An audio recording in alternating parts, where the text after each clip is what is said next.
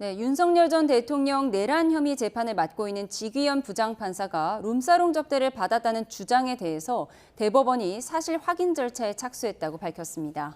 네, 한편 경찰이 김건희 여사 일가에 대한 특혜 논란이 일었던 서울 양평 고속도로 종점 노선 변경과 관련해 오늘 압수수색에 나섰는데요.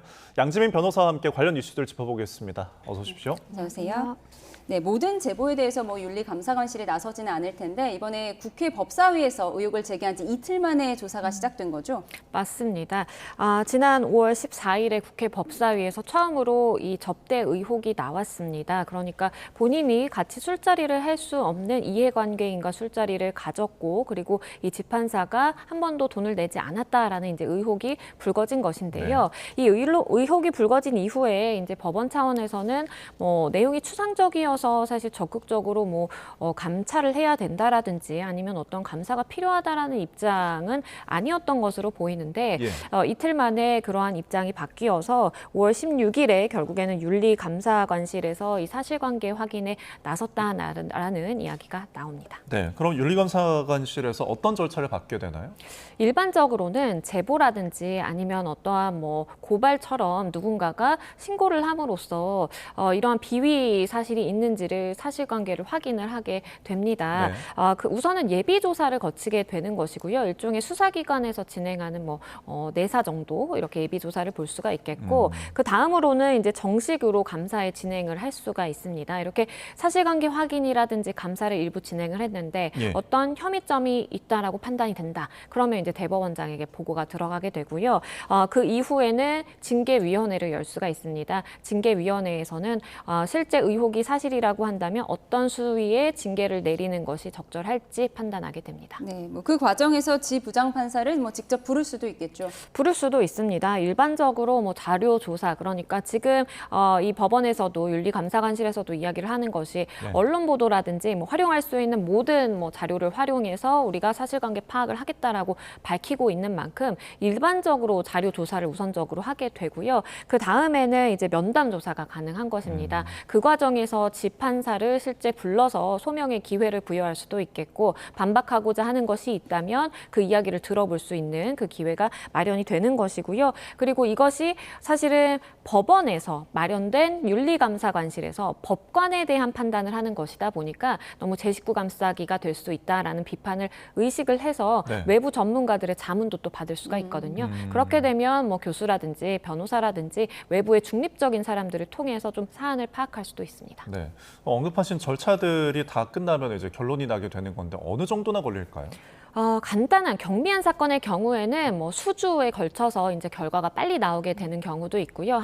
하지만 이렇게 중대한 사항이다라고 볼 경우에는 6개월 이상도 소요가 될 수가 있습니다. 그래서 경미한 사안의 경우에는 내부 민원이라든지 아니면 내부 규칙을 위반했다 이런 경우를 경미한 사안으로 볼 수 있겠고요. 다만 지금 판사로서의 중립 의무라든지 아니면 법관으로서 지켜야 되는 윤리적인 부분에 대한 것뿐만 아니라 형사적으로도 불거질 수 있는 그런 의혹을 받고 있는 상황이기 때문에 경미한 사안으로 보기는 어렵고요. 그렇다면 수개월이 걸릴 수도 있겠는데 다만 워낙 사회적으로 지금 관심이 집중되고 있는 그런 사안이잖아요. 그러다 보니까 법원 차원에서도 논란을 빨리 불식시키거나 결론을 내기 위해서 이 사건 우선으로 좀 처리를 하게 될 가능성이 있습니다. 네, 내부 감사와 수사기관의 수사는 엄연히 다른 건데 이렇게 내부 감사에서 의혹이 어느 정도 사실로 드러난다면 어떤 처분을 내릴 수 있는 거예요?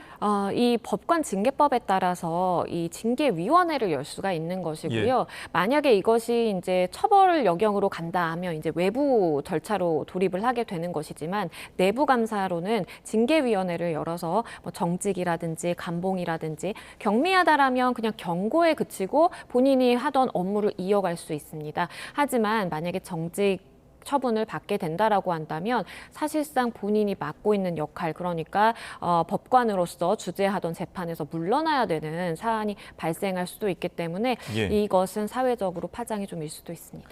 이 대목에서 궁금한 게 이런 접대와 관련된 의혹이 이제 사실로 규명이 돼서 처분을 받은 전례가 있나요? 있습니다. 실제로 향응, 그러니까 비슷한 의혹이 사실로 됐던 그런 사안인데요. 2010년에 한 부장 판사가 본인의 이해관계인 그러니까 재판과 관련된 사람으로부터 향응을 제공받았다라고 해서 실제로 이 금품을 수수한 정황이 발각이 됐었고요. 정직 처분이 나왔습니다. 정직이라는 것은 법관은 이 탄핵의 절차가 아닌 이상 아예 그러니까 옷 벗게 한다라는 표현을 보통은 하죠. 예. 법관 자리에서 아예 일을 하지 못하도록 만들 수는 없습니다. 다만 정직, 그러니까 일정 기간 동안 손을 떼게 함으로써 내릴 수 있는 가장 중한 징계다라고 볼 수 있겠습니다. 네, 이렇게 법원의 내부 감사가 시작된 셈인데 이와는 별개로 어제 한 시민단체가 공수처에 지 부장판사를 고발했죠. 맞습니다. 그러니까 이것이 투트랙으로 갈 가능성이 있는 것이에요. 아직 의혹 수준이고 뭐 사실관계가 확인된 바는 없지만 이것이 사실이라고 한다면 충분히 본인이 윤리적인 책임 내지는 징계 책임뿐만 아니라 형사법적인 책임을 물게 될 가능성도 있는 부분이 있기 때문에 이것을 공수처에 이제 고발을 하게 된 것이고요. 공수처가 이제 고발 사건이기 때문에 지 판사를 실제로 소환을 해서 불러서 조사를 이어갈 가능성이 있겠고, 그러면 법원 내부의 징계 절차는 징계 절차대로 진행이 되고, 그리고 형사적으로 공수처에서 이 지 판사에 대한 따로 이제 수사가 진행돼서 투트랙으로 갈 가능성도 있습니다. 네. 자, 그러면 아까 짚어준 사례처럼 만약에 이게 사실로 규명이 된다면은 정직 처분이 내려질 수도 있는 거잖아요. 그렇죠. 그러면은 지금 하고 있는 그 재판, 윤석열 전 대통령의 내란 혐의 관련해서 재판부가 바뀔 수도 있는 건가요? 그렇습니다. 과거 말씀드렸던 2010년 사례에서도 정직 이제 처분을 받게 되면서 본인이 맡고 있던 재판에서 다 손을 떼고 정직 절차에 돌입한 바 있습니다. 예. 그러면 법원에서는요, 이제 재배당을 거치게 됩니다. 지금 지 판사의 경우에는 알고 계시는 것처럼 내란 전담 재판부다라고 할 정도로 네. 윤 전 대통령 사건뿐만 아니라 관련 뭐 군 당사자라든지 김용현 전 장관이라든지 관련 당사자들의 사건을 다 맡아서 하고 있거든요. 예. 그런데 여기서 만약에 어떠한 처분이 내려져서 실제 재배당이 이루어진다, 그러면 재판부가 바뀌게 되는 것이고요. 재판부가 바뀌면 우리가 그 전에 이어왔던 변론에 대해서 뭐 간략하지만 어쨌든 변론에 대해서 다시 짚어보는 시간이 필요할 수가 있겠고, 예. 그만큼 결론이 나오는 시점도 뒤로 미뤄진다라고 보입니다. 알겠습니다. 네, 내부 감사와 수사기관의 수사가 투트랙으로 이어지고 있으니까요. 지켜보도록 하겠습니다. 주제를 좀 바꿔보겠습니다. 경찰이 국토교통부와 양평군청에 대한 압수수색에 들어갔습니다. 당시에 김건희 여사와 관련이 있다 이런 의혹이 제기됐었는데 의혹부터 정리를 해주시죠.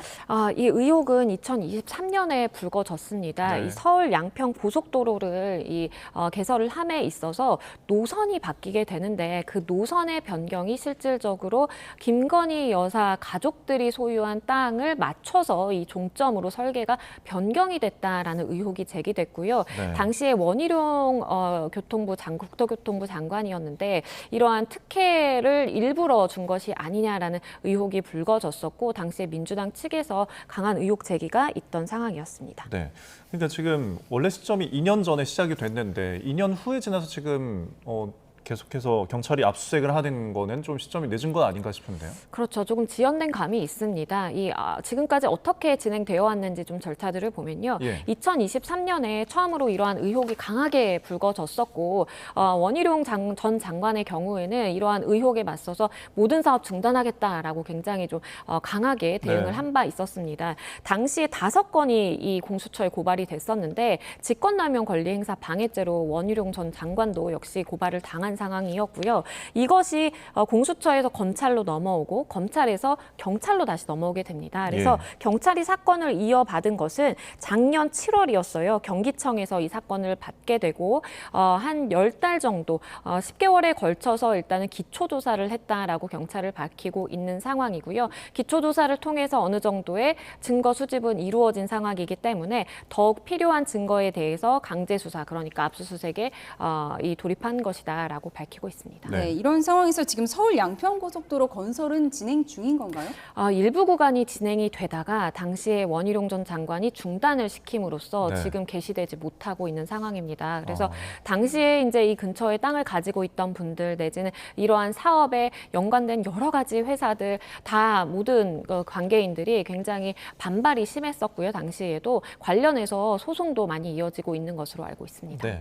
그럼 압수수색을 하고 났으면은 이제 경찰 검찰에서 수사를 진행하고 있잖아요. 그럼 원 전 장관을 다시 불러서 뭐 이렇게 조사할 수도 있는 건가요? 조사할 가능성이 굉장히 높습니다. 네. 아직까지는 지금 원희룡 전 장관에 대해서 이제 조사가 이루어지지는 않았는데 네. 곧 시간 문제라고 보입니다. 왜냐하면 압수수색을 먼저 진행하고요. 그 다음에 압수물의 분석을 하고 그 압수물을 분석을 해서 마련된 증거들을 가지고 핵심 관계자들을 소환하는 것이 일반적으로 수사의 기법이거든요. 예. 그렇기 때문에 지금 이제 압수수색, 그러니까 국토부를 비롯해서 그 공사를 맡았던 회사라든지 이 관련 자료들을 수집하기 위한 압수수색이 진행됐고, 그렇기 때문에 이 압수물 분석을 마친 이후에는 원희룡 전 장관도 충분히 소환될 수 있습니다. 예, 네. 당시에 원희룡 전 장관은 특혜가 없고 이에 대한 의혹이 가짜 뉴스다 이렇게 주장했던 기억이 나는데, 또 수사가 이제 김건희 여사에게 향할 수밖에 없다 이런 분석인데 어떻게 예상하십니까? 그렇습니다. 김건희 여사에게 이 의혹이 향하게 될 수밖에 없고 결국에는 소환까지도 이어질 가능성은 열려 있습니다. 다만 여기서의 문제는 김건희 여사가 이 부지에 땅을 가지고 있는지부터 먼저 확인이 돼야 될 것이고, 지금 만약에 가족의 땅이 이제 소유가 되었던 상황이었다라고 한다면 예. 가족들부터 해서 이렇게 순차적으로 진행이 될 가능성이 있겠고요. 다만 김건희 여사의 경우에는 당시에 이제 윤 전 대통령의 배우자 신분으로서 어쨌든 막강한 권력을 가지고 있다라고 볼 수 있는 측면도 있고, 예. 그러한 것의 연장선으로서 특혜를 주기 위해 이러한 노선 변경이 있었다라는 것이 민주당 측의 의혹 제기이기 때문에 네. 김건희 여사의 경우 사실 핵심 관계자로 볼 수가 있겠고, 그렇다면 먼저 소환되느냐 늦게 소환되느냐의 문제지 어쨌든 소환의 가능성은 굉장히 높다라고 보입니다. 네. 보통 이런 경우에는 그러면은 나중에 소환하는 것이 조금 일반적일까요? 그것은 사실 상황에 따라 너무 다릅니다. 왜냐하면 김건희 여사를 소환하는 데 있어서 현실적으로 수차례 불러서 소환하기 어렵다라고 한다면 김건희 여사가 받고 있는 여러 가지 지금 의혹들, 도이치모터스 사건, 공천 개입 사건, 네. 다양한 사건들과 함께 묶어서 소환해서 한 번에 물어볼 가능성도 있겠고요. 다만 이것이 일부 사건은 검찰, 지금은 경기청 이렇게 다 나눠져 있는 상황이에요. 그러면 사실은 소환의 주체가 다르다고 한다면 본인은 원하지 않더라도 어쩔 수 없이 한 번은 경찰 아니면 한 번은 검찰 이렇게 여러 군데에 소환이 될 가능성도 있습니다. 예, 말씀하신 것처럼 수사기관, 소환 주체가 다양한 상황인데 정확히 김 여사나 원 전 장관에게 적용되는 혐의가 어떻게 되나요? 일단 원희룡 전 장관의 경우에는 직권남용 권리행사 방해죄를 생각을 해볼 수가 있겠고요. 본인이 어쨌든 권한을 가지고 있음으로써 이 적정 수준의 이제 범위에서 권한을 행사해야 되는 것인데 그것을 넘어갔다라는 것이고요. 만약에 이것이 어떠한 혜택을 줌으로써 물질적인 이득, 그러니까 이거 노선 변경해서 땅을 비싸게 팔 수 있도록 좀 도와주는 그런 차원까지 만약에 입증에 성공을 한다고 한다면 김 여사의 경우에는 제3자 뇌물, 그러니까 공무원과 함께 공범으로서 성립할 수 있거든요. 네. 제3자 뇌물도 검토가 될 수 있겠고, 여러 가지 공무상의 비밀을 원 전 장관과 김건희 여사가 공유했다라는 차원의 이 비위까지 밝혀지게 된다면 공무상 비밀 누설죄까지 다양한 혐의들을 적용할 수 있습니다. 네. 이게 그러니까 우연인지 관련이 있는지를 살펴보는 게 핵심이잖아요. 그렇죠. 어떤 게 중요할까요? 일단 지금 압수수색을 통해서 이제 확보를 하려고 하는 자료 자체도 노선 변경을 왜 하게 됐는지, 당시에 변경하고자 하는 의사결정의 주체들에 대한 뭐 이메일이라든지 회의록 자료 이런 것도 다 지금 확보를 하고자 하고 있는 상황이고요. 전자통신 기록, 그러니까 관계 당사자, 국토부 사람들과 내지는 뭐 김건희 여사 뭐 관련 당사자들끼리 이야기를 주고받으면서 어디로 변경하자라는 이야기를 주고받았는지 예. 확인하려고 하고 있고, 더불어서 실제 김 여사 가족이라고 일컬어지는 사람들이 어느 곳에 땅을 보유하고 있는지, 네. 그리고 이러한 이야기가 담겨져 있는 어떠한 결제 문서 이런 것들을 확인하고 있어요. 그래서 이런 것들이 명확하게 확인이 된다고 한다면 관계 당사자도 어느 만큼 확대되고 좁혀질 수 있을지가 명확하게 될 것으로 보이고요. 결국에는 지금 압수수색 이후에는 예. 압수물 분석이 굉장히 중요하다라고 보여집니다. 알겠습니다. 주 수사 상황들 지켜보도록 하겠습니다. 지금까지 양지민 변호사와 함께했습니다. 오늘 말씀 고맙습니다. 고맙습니다. 감사합니다.